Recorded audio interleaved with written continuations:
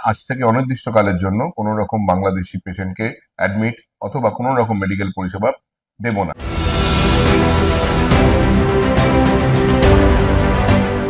28শে November 2024 Bangladeshi রোগীদের চিকিৎসা বন্ধের ঘোষণা দেন কলকাতার গাইনোকোলজিস্ট ইন্দ্রনীল সাহা। সামাজিক যোগাযোগ মাধ্যম ফেসবুকে এক পোস্টে এই ঘোষণার সঙ্গে জুড়ে দেন একটি ক্যাপশন, জীবিকার চেয়ে দেশ বড়। এরপর থেকে দুই প্রতিবেশীর সম্পর্কে তিক্ততার পারদ পৌঁছেছে নতুন উচ্চতায়। ইন্দ্রনীলের দেখাদেখি এমন পদক্ষেপ নিয়েছেন ভারতের অনেক চিকিৎসক ও বিভিন্ন হাসপাতাল। পশ্চিমবঙ্গের পাশাপাশি বাংলাদেশি বিদ্বেষী আচরণ ছড়িয়ে পড়ে ত্রিপুরাতেও। এদিকে শিলিগুড়িতে এক চিকিৎসকের আবদার আরও উদ্ভট। কোনো বাংলাদেশি যদি তার ক্লিনিকে আসে তবে তাকে প্রণাম করতে হবে ভারতীয় জাতীয় পতাকা। সোশ্যাল মিডিয়ায় ভাইরাল হবার জন্য চিকিৎসাবিদ্যায় ডিগ্রিধারী কিছু ব্যক্তির এমন পদক্ষেপকে সমালোচনা করেছেন খোদ দেশটির প্রবীণ চিকিৎসকেরা। ক্রেডিট রেটিং এজেন্সি কেয়ার এজের প্রতিবেদন বলছে 2023 সালে ভারতে চিকিৎসা নিতে যান 6,35,000 বাংলাদেশি, যা দেশটির মোট মেডিকেল ট্যুরিস্টের 70%। তবে শেখ হাসিনা সরকার পতনের পর নতুন করে ভিসা প্রদানে নিষেধাজ্ঞা আরোপ করেছে নয়াদিল্লি। এতে মুখ থুবড়ে পড়ছে মেডিকেল ট্যুরিজমের সঙ্গে সংশ্লিষ্ট ভারতীয়দের চিকিৎসা ব্যবসা।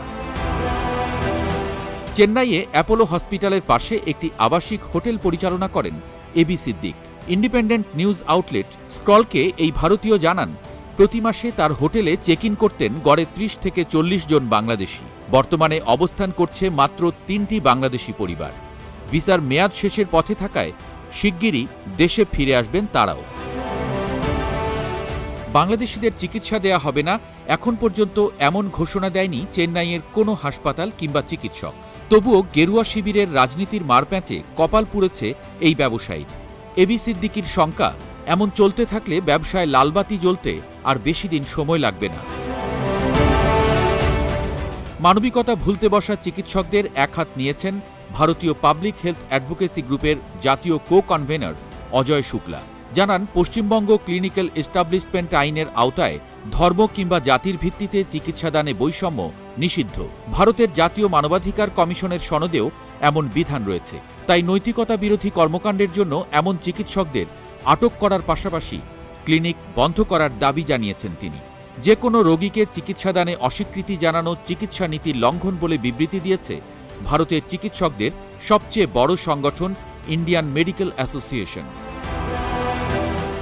এদিকে জাতীয়তার ভিত্তিতে রোগীদের সঙ্গে বৈষম্য করা হবে না এমন ঘোষণা দিয়েছে কলকাতার বিভিন্ন হাসপাতাল। ভারতীয় গণমাধ্যম দ্য হিন্দুকে পিয়ারলেস হাসপাতালের সিইও জানান, অন্যান্য রোগীদের মতোই চিকিৎসা সেবা দেয়া হবে বাংলাদেশিদের। দিশা আই হসপিটালের চেয়ারম্যান প্রতিবেশী দেশের রোগীদের মেডিকেল ভিসার জন্য ইস্যু করছেন অ্যাপয়েন্টমেন্ট লেটার। একজন বাংলাদেশিকেও বিনা চিকিৎসায় ফেরত না পাঠানোর ঘোষণা আইএলএস হসপিটালের। বাংলাদেশিদের চিকিৎসা প্রদানে অনাগ্রহী চিকিৎসকদের বিরুদ্ধে ব্যবস্থা নেয়ার দাবি জোরালো হচ্ছে প্রতিদিন। তাহলে কি অর্থনীতিতে ধস নামার আগেই মোদী সরকার এ বিষয়ে পদক্ষেপ নেবে, নাকি ধর্মীয় বিভেদের মাধ্যমে জিইয়ে রাখবে রাজনীতি? তাই এখন দেখার বিষয়।